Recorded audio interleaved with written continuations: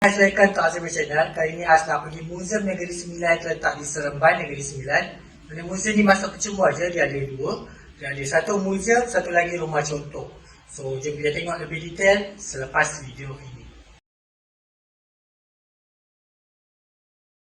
Sekarang kita dah sampai di Museum Negeri Sembilan. Kalau korang datang di Seremban, ini adalah tempat wajib yang korang akan dikunjung. Ianya masa percuma saja. Dia ada dua bahagian, iaitu Museum Negeri dan juga rumah contoh. So, kita pergi ke Museum Negeri ini dulu. Ditubuhkan pada tahun 1923, iaitu pada tahun yang amat mulia Tuanku ke-8, Tuanku Abdul Rahman memberi kebenaran supaya Istana Ampang Tinggi Kuala Pilah dipindahkan ke Taman Bunga di Jalan Dato' Hamzah, Seremban untuk dijadikan sebagai Museum Negeri. Tapi sebabkan Taman Bunga Seremban ini tak sesuai, so dipindahkan kepada Kompleks Taman Seni Budaya di Jalan Sungai Ujong pada tahun 1994. Mengikut nama nombor 5 tahun 1996, pindahan 1962, dengan pengurusi dan 7 orang ahli jadukuasa yang ditelantik oleh Kerajaan Negeri. Bagi tempoh 1996 hingga 2003, Lembaga Museum Negeri dipengerusikan oleh Tan Sri Dato' Haji Abdul Samad Idris. Nama ini diwujudkan untuk pengisytiharan Istana Ampang Tinggi sebagai Museum Negeri yang di Pertuan Besar Negeri Sembilan yang ke-8. So, pada tahun 1986, bangunan ini diisytiharkan oleh Datuk Seri Utama Tan Sri Haji Muhammad Isa Samad sebagai Museum Negeri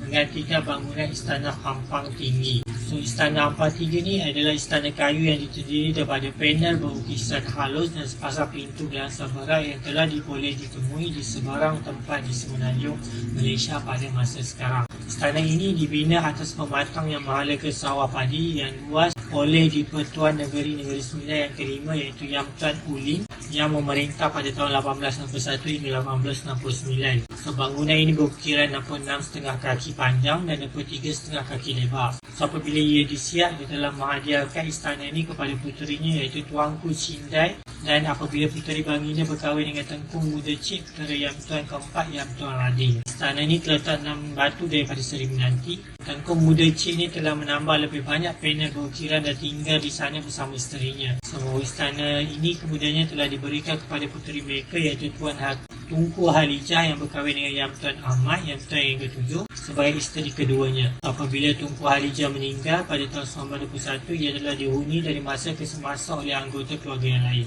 Tetapi mulai kira 1930, ia tidak dihuni secara tetap dan kemudian terbiar lama dan tidak diberiki langsung. So, Yang Tuan ke-8, Tuanku Abdul Rahman memberi kebenaran supaya bangunan lama ini dibuka dan dipindahkan ke Seremban dan dipindahkan ke tapak Kompleks Taman Seni Budaya dan sebagai salah satu tempat sejarah yang patut dilewati. Seterusnya kita pergi ke Rumah Negeri Sembilan. Rumah contoh di Negeri Sembilan ini baru saja dipindahkan dan tapak lamanya di Taman Seni Budaya. Menurut catatan yang terdapat dari beberapa sumber, Rumah Negeri Sembilan ini asalnya kepunyaan seorang yang bernama Tengku Said Ismail bin Tengku Said Abdul Rahman, Datuk Kelana Sungai Ujong, dan isterinya Cik Kunduh anak Wan Jaibah, iaitu kakak kepada anak air garam Mambau, kira-kira 4 batu dari Seremban Hala ke Port Dickson, dan ditukangi oleh orang tukang suku Minangkabau bernama Haji Shahabuddin Kambuddin. So, kedua-duanya dikatakannya adalah adik-beradik. Istimewa rumah ini selainnya daripada ukirannya, ia dibuat daripada sebatang paku atau pasak dengan kayu. Dindingnya dibuat berkembi, iaitu papan-papan kembun yang dipasangkan oleh pemidang-pemidang. So, menurut catatannya juga, ianya sebuah rencana mengenai rumah ini adalah tersiar dalam Akhbar Distrik Tan pada tahun 1979. Menyebut tarikh rumah ini dikira-kira dalam tahun 1898 Masihi dengan perbelanjaan RM400 saja.